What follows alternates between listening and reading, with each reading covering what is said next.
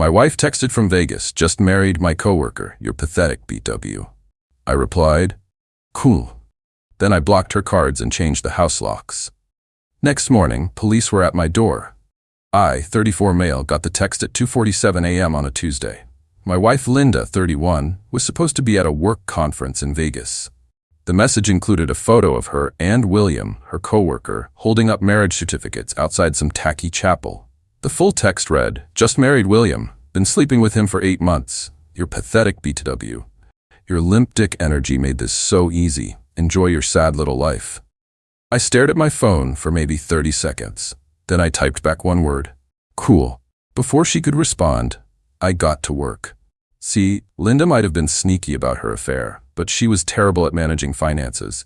Everything was in my name. The house, the main accounts, even her credit cards were just authorized user cards on my accounts. By 3:15 a.m., I'd canceled all her cards, changed every password she knew, removed her as authorized user on everything, called a 24-hour locksmith, cost me $300, but worth it. Screenshot everything for my records. The locksmith arrived at 4 a.m. By 5 a.m., new locks were installed. I even changed the garage code. Then I went back to bed. Woke up at 8 a.m. to pounding on my door. 2 cops standing there, looking annoyed. Sir, we got a call about a domestic situation. Your wife says you locked her out of her home? I showed them the Vegas marriage text. She's not my wife anymore. She married someone else 5 hours ago. The older cop's eyebrows shot up. The younger one tried to keep a straight face, but I saw his mouth twitch. She's saying you stole her belongings and money. Officers, I have documentation showing this is my house, purchased before marriage. The credit cards were in my name. She was just an authorized user. I haven't touched any of her personal belongings. They asked to verify the text was real. I showed them my phone, the timestamp, everything. The older cop sighed. Ma'am, he said into his radio, you need to figure this out through lawyers. We can't force him to let you in if you married someone else. I heard screeching through their radio. Linda was pissed. The cops left after warning me not to destroy her belongings. I assured them everything would be waiting for her, outside. Update 1, holy shit, this blew up. To answer common questions, yes, this is real. No, we don't have kids, thank God. Yes, I'm getting a lawyer. So Linda showed up that afternoon with William, her mom Barbara, and her sister Susan. William looked like he wanted to be anywhere else. Guess the Vegas high wore off quick when he realized his new wife was homeless and broke. They tried everything. Barbara threatened to call the cops again. I reminded her how that went. Susan called me a controlling psycho. William tried to act tough until I mentioned I'd be forwarding their wedding photo to HR at their company. They have a strict no fraternization policy. Linda ugly cried about how I was financially abusing her. I'd already packed her stuff in boxes and put them in the garage. Told them they had 1 hour to load up and leave. The best part? Linda tried to use her credit card at the U-Haul place. Declined. William had to pay. His face was priceless. But here's where it gets good. My lawyer called yesterday. Linda's trying to claim she was drunk and manipulated into the Vegas marriage. She wants it annulled and wants to claim rights to our house because we were still technically married when she left for Vegas. My lawyer literally laughed. She sent you written proof of adultery and bigamy. She's done for. Also found out through mutual friends that William's been living in his mom's basement. He thought Linda had money. LMAO. More updates coming. This is far from over. Update 2, buckle up, because Linda went full nuclear. First, she started a social media campaign, posted everywhere that I was an abusive narcissist who trapped her in a loveless marriage and forced her to find love elsewhere. Her mom and sister shared it everywhere.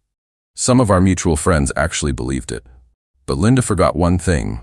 I'm friends with David, who's basically the tech genius of our friend group. He helped me recover some very interesting Facebook messages between her and William going back over a year, including her bragging about how she was playing the long game and securing the bag before leaving me. My favorite message. He's so stupid. I've been moving money from our joint grocery account for months. Almost have enough for my dream wedding with you, baby. Yeah, about that joint grocery account. It was actually just my account that I let her use for household expenses. I pulled the statements. She'd been withdrawing cash for groceries and spending maybe half. The rest? Who knows? I posted the screenshots. Her narrative crumbled fast. Then came the extinction burst. 1. She convinced her dad to call my boss, claiming I was harassing his daughter. My boss knew the whole story and told him to get lost, professionally. 2. She tried to break into the house at 3 a.m. My new cameras caught everything. She was screaming about her grandmother's jewelry that her grandma was still wearing because, she's alive. 3. She claimed I killed her cat. We've never had a cat. I'm allergic. 4. She started calling my mom, crying about how she made a mistake and William means nothing. My mom told her, "You should have thought about that before sleeping with him for 8 months, dear." But the peak entitlement came yesterday. I get a call from William's mom, Sarah. This woman had the audacity to demand I be a man and take Linda back because William can't afford a wife and made a mistake and young men do stupid things. I asked if she was seriously asking me to take back a woman who cheated on me so her son wouldn't have to deal with consequences. Well, when you put it like that, you sound selfish. Marriage is about forgiveness. I hung up. Last night, Linda sent one final text from a friend's phone. "You ruined my life. I hope you're happy." I replied, "I am actually. Thanks for asking." Then I blocked that number too. Tomorrow's the first divorce hearing. My lawyer says it'll be quick since she committed bigamy. Can't wait. Final update. The divorce hearing was chef's kiss. Linda showed up in a white dress to divorce court, where she was being divorced for marrying another man. The judge's face was incredible. Her lawyer tried to argue that the Vegas marriage didn't count because she was emotionally distressed and under duress from William. The judge asked what duress meant in this context. He promised her things, made her believe leaving her marriage was the only option. My lawyer stood up. "Your Honor, I have 73 pages of Facebook messages showing what last name is she using now? Anyway, showing the defendant actively planning this for over a year." The judge reviewed them. His expression went from professional to disgusted to almost amused. "Ma'am, did you write," and I quote, "can't wait to see his stupid face when he realizes I took him for everything?" Linda turned red. That was taken out of context. What context makes that better? Silence. The divorce was granted. She got her personal belongings, her car that she's still making payments on, absolutely nothing else. She has to pay me alimony for 6 months because I supported her through her certification program last year. It's only $500 a month, but the rage on her face was worth millions. Outside the courthouse, Barbara started screeching about how I was stealing from her baby. Susan tried to throw coffee at me but missed and hit Sarah, William's mom, who had shown up to support young love. The coffee fight that ensued between the two moms was something. Security got involved. Plot twist. William wasn't even there. According to Sarah's screeching, he'd already moved on with a 22-year-old bartender he met at his wedding reception, aka the casino bar. Linda broke down sobbing. Not pretty tears, full ugly crying, snot and everything. She kept wailing, "This isn't how it was supposed to go." Her sister tried to comfort her. "It's okay, sweetie. You can stay with me." "I can't. Your apartment smells like cats and sadness." Even Susan looked done after that. Last I heard through the grapevine, Linda's living with her parents, William's engaged to the bartender. Their company fired both of them for the fraternization thing. Barbara's been banned from 2 Starbucks for harassing baristas who look like that bastard. Susan posted about cutting off toxic family members. Sarah is suing Linda for emotional damages to her son. As for me, I'm doing great. Sold the house for way over asking. Market's insane or in. Moving to a nice condo downtown. Started seeing Jennifer from my gym. She thinks the whole story is hilarious and brings me coffee with "Not William" written on the cup. My lawyer framed the Vegas marriage certificate. It hangs in his office as the easiest case ever. To everyone asking if I regret being petty, nah.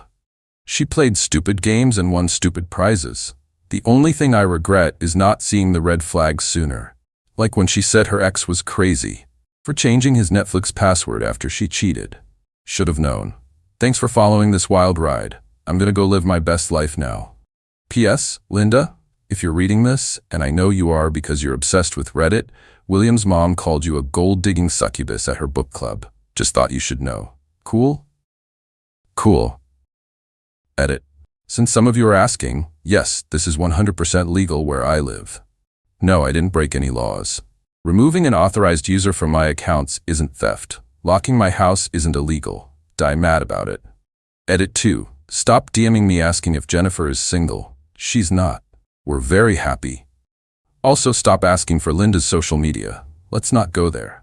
Edit 3. William's bartender fiance dumped him after finding out he was married. My lawyer sent me the annulment papers Linda filed. Under reason she wrote temporary insanity. The jokes write themselves.